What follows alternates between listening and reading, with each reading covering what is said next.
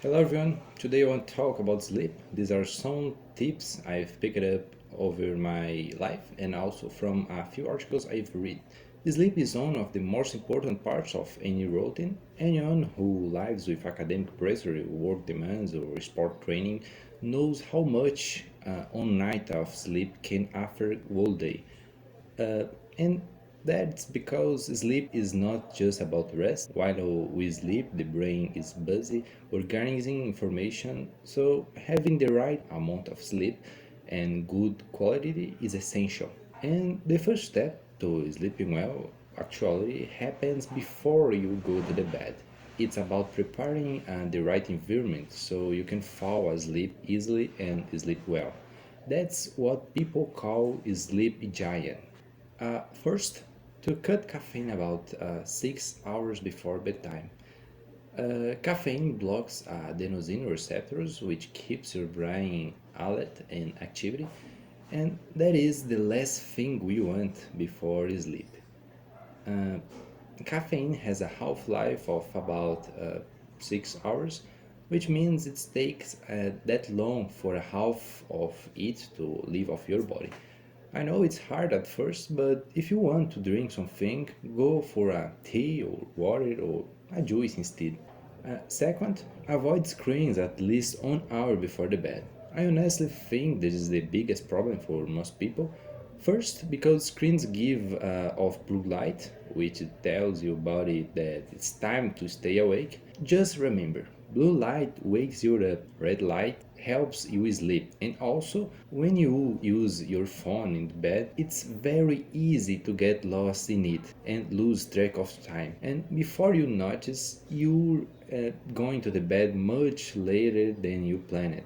That doesn't mean you have to be bored before sleeping. Personally, I like to read something calm or write a bit about my day or plan the next one.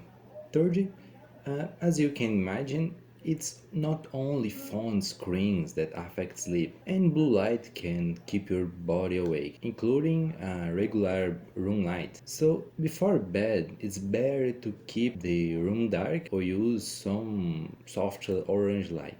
If you don't have that, you can just turn off the main light and use a weaker one from another room. The goal is to create a calm environment so your body understands that it's time to sleep. Besides helping you fall asleep faster, good sleep hygiene also improves sleep quality. Now, let's talk about waking up.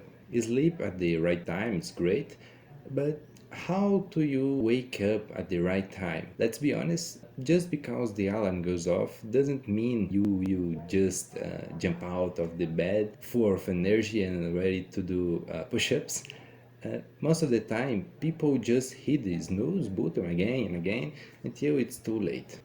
Personally, I like to trust my body to wake up naturally, as suggested by Julius Payot. He doesn't define an exact amount of sleep, but instead suggests going to bed early and getting up as soon as you open your eyes. Of course, if your body clock is out of balance, this won't work right away. In that case, aiming for 7 to 8 hours of sleep is a good idea. And to avoid going back to the bed, here are a few tips to fight that morning nausea. First, keep your phone far from the bed as possible. Seriously, this one helps a lot because it stops you from turning off the alarm half asleep. Second, if you can, leave a bottle of water next to your phone and drink some as soon as you wake up. It helps with hydration and also helps your body wake up faster.